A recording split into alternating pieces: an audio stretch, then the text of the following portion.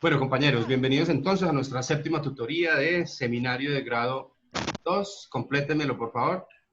Sistema financiero nacional e internacional, ¿sí? Bueno, el día de hoy entonces vamos a tratar el tema que tenemos pendiente para esta tutoría, que es sobre los organismos financieros multilaterales. Como teníamos una lectura pendiente, entonces vamos a empezar por allí, pero primero quiero que analicemos un poquitico de lo que ha pasado esta semana. ¿Cómo está la coyuntura financiera? ¿Quién sabe cómo cerró el dólar hoy? 4.132,50. Sin mirar en Google. Ya.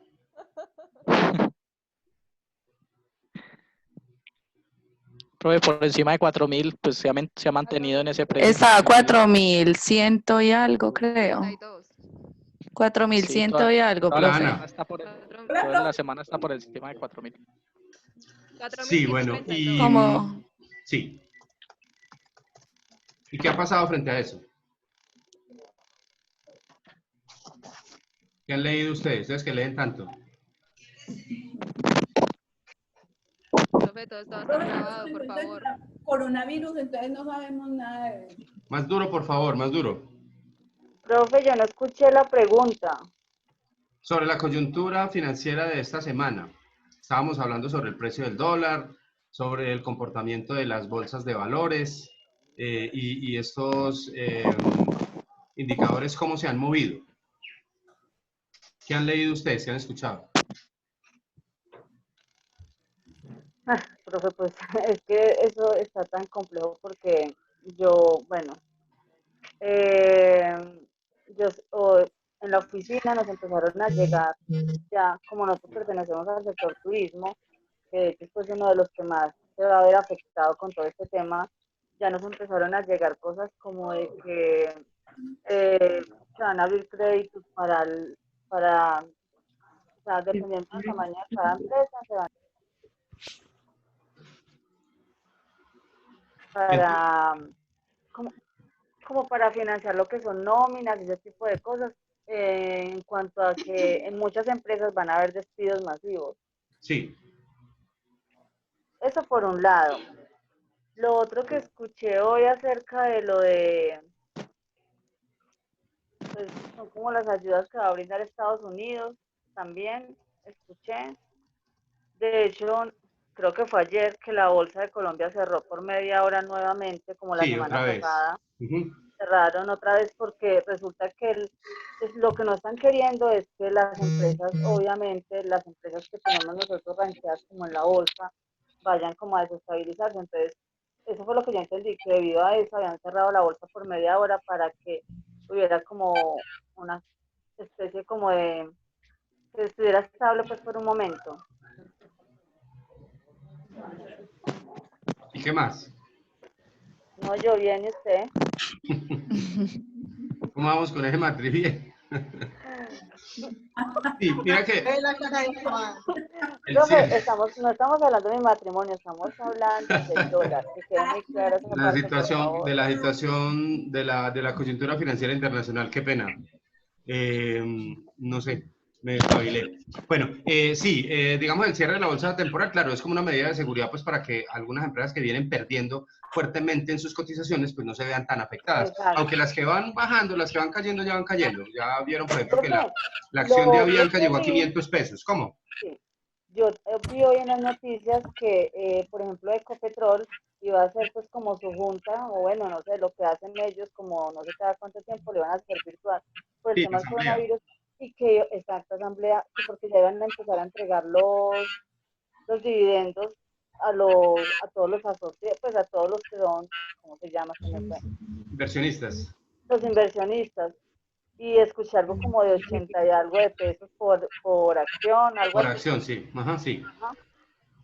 Sí, Esa fue otra cosa de las que escuché. sí, normalmente eso lo hacen más o menos sobre esta fecha. Lo que pasa es que, pues, como digamos que están suspendidas las reuniones de más de 50 personas, pues obvio pues, que ellos no lo pueden hacer físico, sino que lo van a tener que hacer virtual. Y por lo general estos dividendos los entregan en 4 pagos. O sea, si son 80 pesos por acción, entonces van a entregar pagos de 20 pesos, más o menos por acción para los inversionistas. Bueno, y frente a las medidas que está tomando el gobierno, ¿ustedes qué opinan? ¿Sí serán suficientes? ¿Sí van a funcionar? Profe, Las yo ayudas que están realmente, proponiendo, digamos, para que las empresas no empiecen a despedir las personas. Hablaban por ahí esta semana de prohibir a las empresas hacer los despidos masivos. ¿Eso será viable o qué opinan ustedes? Pues es que las están mandando es a vacaciones, Sí, eso es lo que como están- para mitigar un poquito, pero no, está Sí, horrible la digamos que en el situación. momento sería una buena estrategia. Si todo el que tenga profe, vacaciones vencidas, que se vaya a vacaciones, ¿cierto? profe, Sí. pero no crean, Y mire eso es que lo que están nosotros haciendo, profe. tenemos una litografía que es la que trabaja para nosotros, de hecho ellos le trabajan a la Policía Nacional y todo, Sí. y a partir de mañana los empleados quedan despedidos. O sea, Ay, Dios. ¿por qué? Porque esa litografía, según lo que ya hoy pude averiguar, le cancelaron todos los pagos, todos los contratos que tienen, y el dueño no tiene cómo responder por la nómina de Sí. todos hasta que Digamos que esto se es solucione. una cosa es yo como gobernante decir, prohíbo el despido masivo, Exacto. ¿cierto? Pero otra Ajá, cosa es la exacto, vida real. O sea, si yo soy el dueño de una empresa Claro. y todos mis exacto. clientes no dejaron de comprarme, me dejaron de Ah, llegar ingresos, ¿yo qué puedo hacer? O sea, yo no puedo sostener. Si el gobierno exacto. no se mete la mano al bolsillo, si el gobierno no da las ayudas, pues obviamente venimos a un tema, siempre terminamos en un tema de presupuesto, Ujú. pues eso va a ser retórico, ¿cierto? Va a ser pura retórica. El hecho de que no se despidan, sí, claro, la economía va a sufrir y mucha gente va a sufrir. Y una cosa que es bien clara es que decirle a la gente que se vaya para la casa, pues no hay problema, nosotros somos la otra Colombia, acuérdense. Nosotros somos privilegiados, estamos trabajando, yo estoy trabajando desde aquí, desde el apartamento. Y si yo, Sí. si la universidad me dice hay que descansar una semana, la universidad a mí no me va a decir le voy a descontar esa semana, pero a la persona que tiene que salir todos los días a la calle a conseguírselo del diario, a ese qué le vamos a decir. Profe, pero hay otra De hecho, realidad. profe, de hecho, una prima trabajaba allá en la Hacienda San José Ven, ¿quién me está y hablando? Lina. también, sí, Lina. Porque habilita la cámara, vos que no estás peinada. no, no me peiné hoy. Ninguna. Mira yo como estoy de greñudo y tengo Ah, cámara. Ah, No, ¿para qué No, me y van yo a veo al ver? Están revés. cansados de verme. Y Paola tampoco tiene cámara.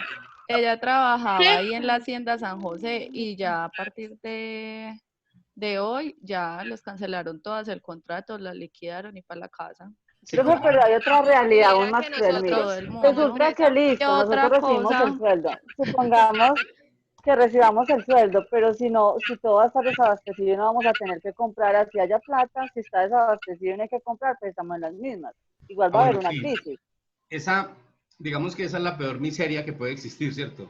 Es la de los Tener venezolanos. plata y no tener que comprar, Claro, exacto. sí, porque a la final, si yo no tengo plata, pues bueno, yo tengo un primo, un amigo, un hermano que me ayuda, ¿cierto? Exacto. Pero muy difícil uno tener la plata y ir al supermercado. Pero es un tema de yo, cultura tan difícil que manejamos nosotros. O sea, ¿por qué la gente está comprando más cosas de las que necesita? Profe, ¿Dónde están porque no los, leen, porque no se informan, porque no tienen dónde están los tapabocas? conciencia. ¿Dónde están los tapabocas de este país? Deben estar en sé cajones en con papel casas higiénico lo van a hacer. de ¿Qué personas que están nunca llevando? los van a utilizar. Profe, si viera que yo soy Lo del Profe, papel yo no en una sé en higiénico, empresa qué, de servicios públicos. lo del papel profe, higiénico yo no tampoco lo sé, entiendo. Negocio. yo no sé en Yo qué también parte puedo Nadie. dice estar que en el negocio con coronavirus esas da daño de cosas. estómago, porque yo no lo hice por ningún lado, es de verdad. y Se lo ¿Verdad? juro, yo no lo he Dicen, visto. por ahí dicen que la gente se muere del susto. Bueno, yo no sé. Algo así. Yo tampoco lo entiendo porque, digamos que eso no es necesario. Eso es un pánico que la gente. En estos días leí un artículo Sí, sobre eso. obvio. Es un pánico colectivo. Ni siquiera los psicólogos alcanzan a explicar por qué la gente tiene que comprar papel higiénico. Como decían los venezolanos, si no va a haber comida también, pues ¿para qué papel higiénico, cierto? No, a ver qué. Mm. Lo que pasa, profe, es que muchas veces, Ustedes nunca van a decir que yo dije esto, ¿sí? Obvio no, pero está quedando quedó grabado. Está grabando. quedó grabado. Bueno, Profe, niños, sí, yo dime. estoy trabajando en una empresa de servicios públicos y a partir de hoy se tenía que restablecer todo el servicio para las personas que Sí, sí. pues no tienen Bueno, eso sí me abastecimiento de parece agua. bien. Estaban Eso sí me suspendidos, sí, parece claro, porque bien. ¿cómo vamos a mandar a la Sí, gente a que se lave las manos y no tiene agua? pero Sí, es que también total. es una pérdida No, para la pero empresa, algo dijo el mirándolo presidente, era que se iba a Sí, hacer claro. la reconexión durante los 15 días hábiles que vienen. Entonces, si a mí me Hábiles. reconectan el servicio 15 días después, ¿ya para qué? Las Sí, acciones también. hay que hacerlas ya. No, nosotros hicimos, bueno, la empresa hizo más de 1000 conexiones. Me madre. Entonces, pues eso también es una Pero Oiga, había eso- mucho mala paga. Pero demasiado. eso está restringido a un mínimo vital, ¿cierto? O sea, no es Sí. que la persona pueda gastar 20 metros, 30 metros. No, el mínimo vital son como 14 metros para una familia de 4 o 5 Profe, espera un personas por momentico. casa. ¿Me Sí. escucha? Profe, vea, Sara no puede, que Sara no nos puede escuchar. Pero Active el audio. sí, Active ese el que audio, tiene claro. desactivado Tiene el Yo audio ya le escribí, desactivado. yo ya le escribí por aquí, por el chat de Zoom, que pues mirar a ver si es que tiene deshabilitado el audio. Bueno, Profe, muchachos, teniendo en cuenta que tiene una guitarra de atrás, ¿por qué no se toca una cancioncita? ahora, Para el matrimonio. ahora mientras ustedes... Como para amenizar esto. ¿Qué le pasó a Kelly? ¿Se desconectó? Ay, no. Ya no la vemos. ¿No? Porque ya no la vemos. Yo Yo sí no la sé. veo. ¿Sí? Yo también la veo. Oiga, profe, y a mí se me ve la cámara al revés. ¿Cómo? Se me ve la cámara al revés. Bueno, muchachos, Arte, vamos a ¿usted empezar qué? entonces. ¿Listo? Bueno, vamos a hacer lo siguiente. Yo voy a compartir la parte del módulo que teníamos para leer y ustedes me van a ayudar pues con el control de lectura que ustedes hicieron tan juiciosos sobre el tema de el acuerdo de Basilea y los organismos financieros multilaterales.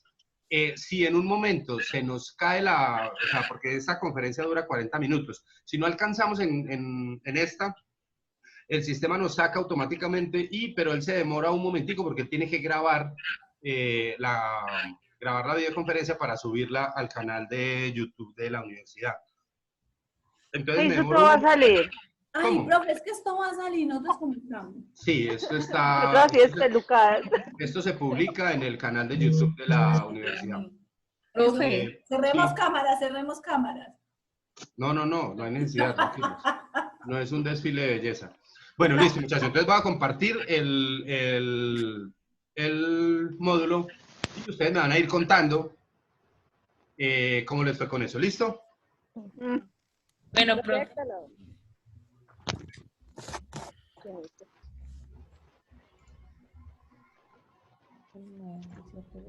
Listo, bueno, entonces este era el tema que teníamos para hoy, sobre los organismos financieros multilaterales. Vamos a ver primero lo que es la relación de conceptos y después ustedes me van a ir contando cómo les fue con eso. ¿Listo?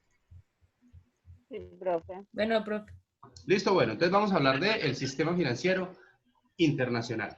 Lo primero entonces es decir que es un conjunto de instituciones, o sea, es el conjunto de todas las instituciones privadas o públicas, o sea, del Estado y particulares que participan no solamente en el negocio financiero, sino en la regulación, en el tema de seguros, en los servicios financieros. Recordemos que hay empresas que son financieras directamente, que están dentro del sistema financiero, y hay otras que a pesar de que no cumplen una función de intermediación, sí cumplen una función de prestación de servicios financieros.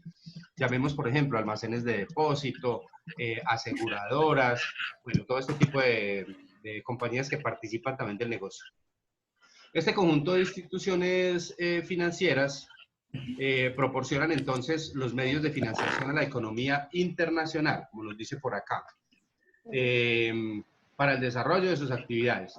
Realizan una función de intermediación, eso lo sabemos todos, entre las unidades de ahorro y las de gasto. ¿Cómo se llaman las de ahorro? Inversión. ¿Cómo es que las llamamos?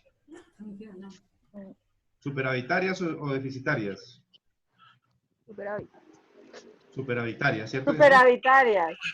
Y las de gasto serían las deficitarias, o sea, son los receptores de esos recursos. Movilizando entonces los recursos de las primeras hacia las segundas, es decir, los que tienen el dinero hacia los segundos que lo necesitan para gastar o para emprender proyectos productivos. Tratando de manejar de manera eficiente la utilización de los recursos que son escasos naturalmente. Entonces, proporcionan medios de financiación a la economía internacional para el desarrollo de sus actividades. ¿Qué es el Acuerdo de Basilea? ¿Quién me recuerda? Uno solo. Es como lo de la supervisión bancaria, profe. Dime. ¿Ah? Que es donde se establece el capital mínimo. las recomendaciones para establecer un capital. Pero digamos básicamente qué fue el acuerdo. O sea, ¿por qué ocurrió ese acuerdo? ¿Quién me le está haciendo rayitas al módulo?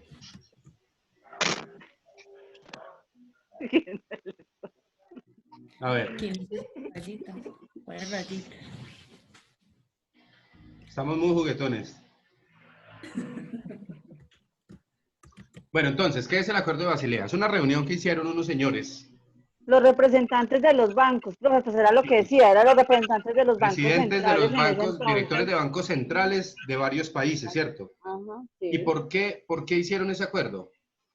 Porque veníamos de una crisis económica, sí, de una crisis financiera, en donde se evidenció que el respaldo que tenían las entidades financieras no era suficiente para minimizar o para mitigar el riesgo de crédito, el riesgo de mercado y el riesgo de la tasa de cambio. Entonces acordaron entre ellos imponer unos topes mínimos de encajes o de reservas para poder garantizar la liquidez al sistema. ¿Cierto que sí o no? ¿Sí se acuerdan? Sí. Bueno, menos mal. Es un acuerdo publicado entonces en 1988 en Basilea, Suiza, por el Comité de Basilea, compuesto por los gobernadores de los bancos centrales de Bélgica, Italia, Holanda, Suiza, Estados Unidos, Luxemburgo, Alemania, España. Japón, España, Canadá, Francia, Reino Unido y Suecia. Y en después de Basilea 1 hubo Basilea 2 y Basilea 3. Porfa, tratemos de, si no vamos a hablar, bloquear el audio, ¿sí? Porfa, para que no haya interferencias.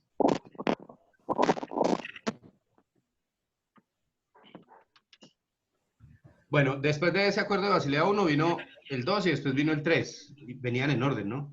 Bueno. ¿Sí, buenas? Sí, profe. ¿Todavía me Sí. están Profe, escuchando? sí, sí, Ah, obvio. Aunque no estoy Quitamos el audio.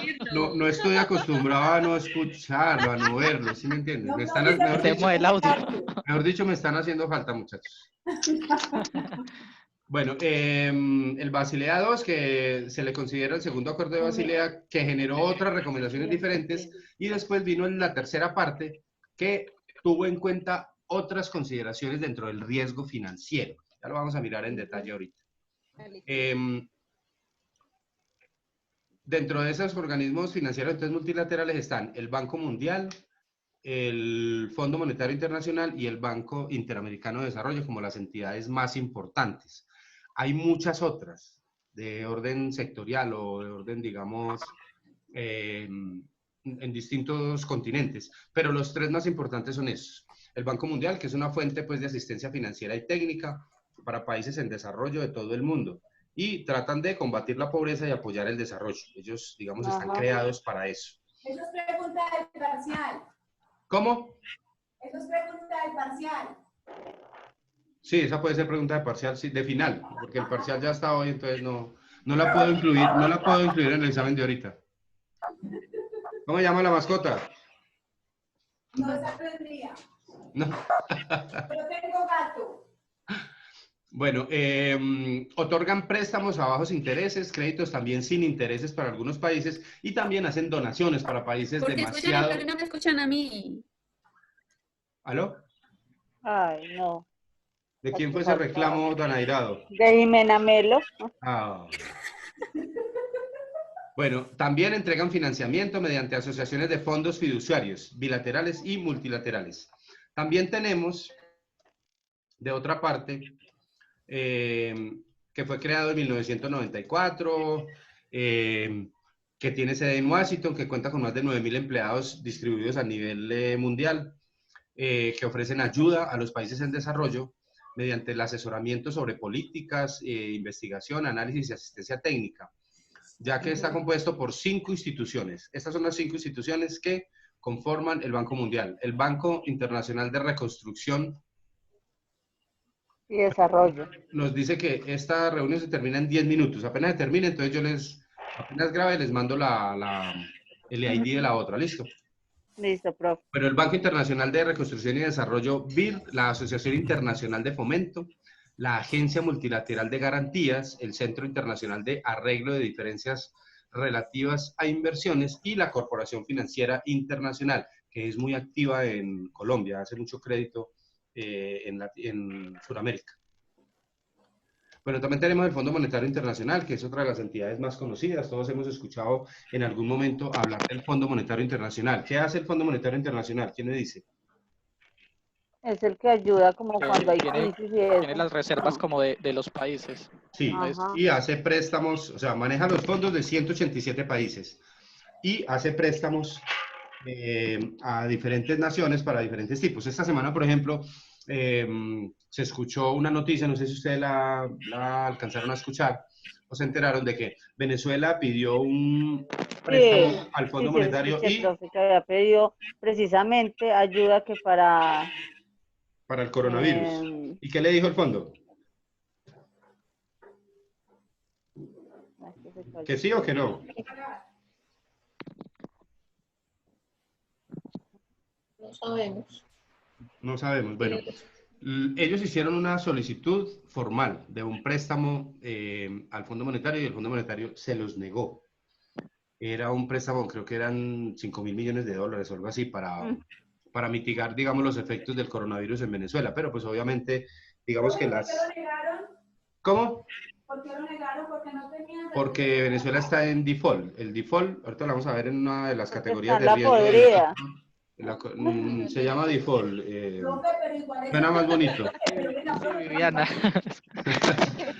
Viviana, por favor. Viviana y su sutileza. Matrimonio le afectó. Yo siempre he sido así.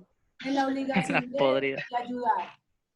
Sí, lo que pasa es que de todas maneras, mire, ahí viene una contradicción bien grande y es una de las críticas que se le hacen a todos los organismos financieros multilaterales, que se supone que son de ayuda, ¿sí? Pero en últimas ellos son instituciones financieras y las instituciones financieras ¿qué persiguen? Pues persiguen que los clientes paguen el capital y los intereses. Claro. De todas maneras, Venezuela no está considerado entre los países pobres del mundo, que es un país mal manejado, es otra cosa, ¿cierto? Pero profe, me imagino que si lo que ellos pretenden es que les paguen y Venezuela, pues en este momento no es que digan claro, sí, la que situación Bruto es el mejor pagador, no creo. Claro, en este momento no tienen, y lo más seguro es que esa plática se vaya a embolatar, ¿cierto? Exacto. Y es por la categoría que maneja el país. Si, por ejemplo, nosotros en este momento le pedimos un crédito al Fondo Monetario, muy seguramente nos lo van a aprobar, ¿cierto? En unas buenas condiciones, porque nosotros, como país como tal, manejamos una buena calificación, manejamos un buen nivel de riesgo crediticio. Venezuela en este momento no lo maneja. Venezuela está en una situación que se llama el default. El default es la cesación de pagos, o sea, ellos ya, es como cuando el banco lo llama a uno a cobrar la tarjeta de crédito y uno le dice que no tiene con qué pagar. Exactamente lo mismo. Nos mandaron para la casa por el coronavirus.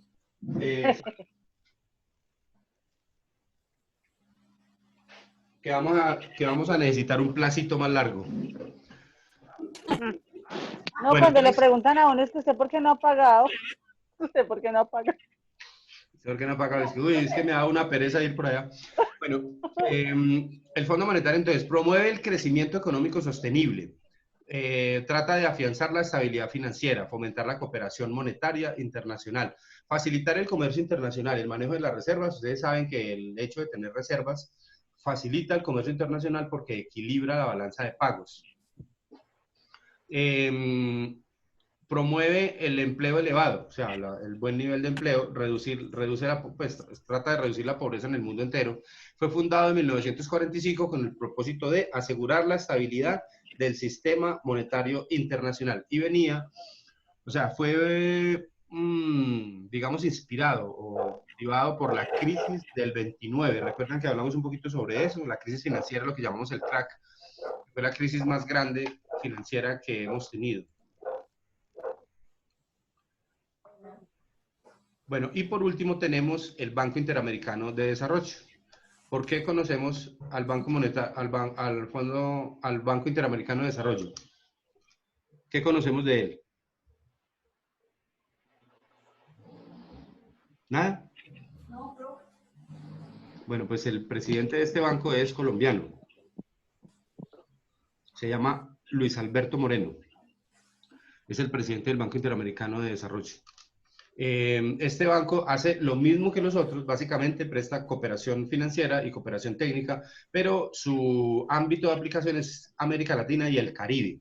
Trata también de reducir la pobreza y la desigualdad. el objetivo principal es lograr el desarrollo de manera sostenible y respetuosa con el clima. Ellos cuidan mucho el medio ambiente. Cada que hacen un préstamo, cada que hacen una intervención técnica, exigen a los países el cumplimiento de algunas normas ambientales. Fue fundado en el 59 como fuente de financiamiento para el desarrollo de América Latina y el Caribe. Busca promover el crecimiento económico sostenible, proveer asistencia financiera y técnica, apoyar a sus clientes en el diseño de proyectos por medio de productos tales como financiamiento y generación de conocimiento. Ellos prestan mucha asesoría técnica en el manejo de proyectos productivos. Por medio de préstamos, garantías, donaciones, cooperación técnica y también de inversiones. Muchachos, ¿preguntas hasta ahí? Así soy yo ahorita. Creo que yo entré, me la quité. Ahora en el parcial. En el parcial, bueno, no. De pronto alguien ha mirado plataforma a ver si ya dejó entrar o no. Ya miramos. ¿No? No nos deja, yo ya me acabé de mirar. Sí, sigue caída. Se van a salvar hoy estos petacones. Eso es que es una señal ¿Cómo de qué? de que no nos va a hacer parcial. Diosito no quiere que nos haga parcial. Una señal. No voy a hacer ningún comentario frente a eso. Hemos sido tan buenos que no merecemos parcial.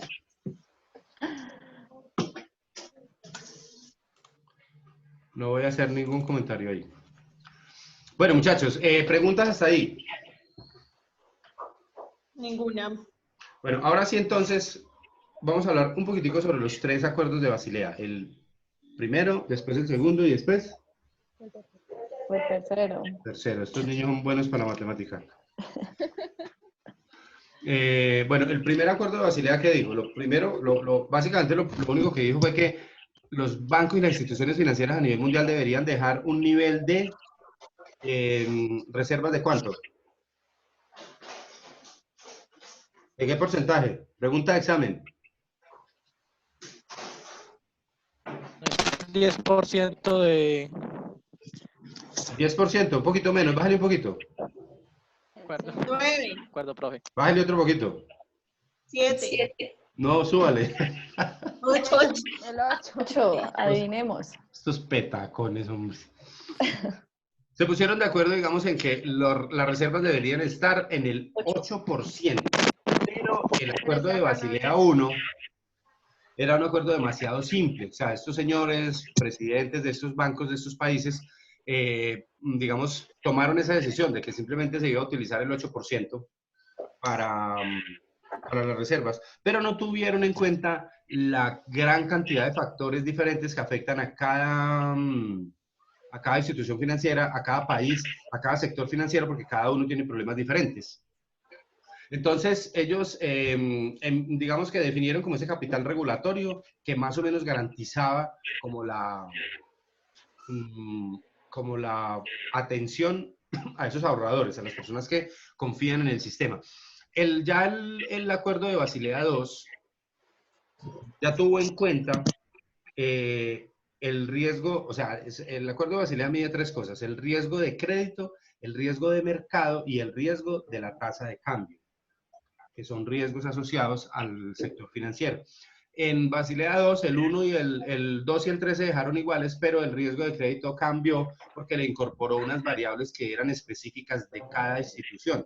Es decir, la cartera de cada banco es diferente, de cada institución financiera es diferente y merece una calificación diferente, ¿sí? Por ejemplo, cuando hablamos de las carteras que clasificábamos nosotros, decíamos que había cartera de consumo, comercial, hipotecaria y microcrédito. ¿Cuál de todas esas genera más riesgo? Lo dijimos hace 8 días en la tutoría.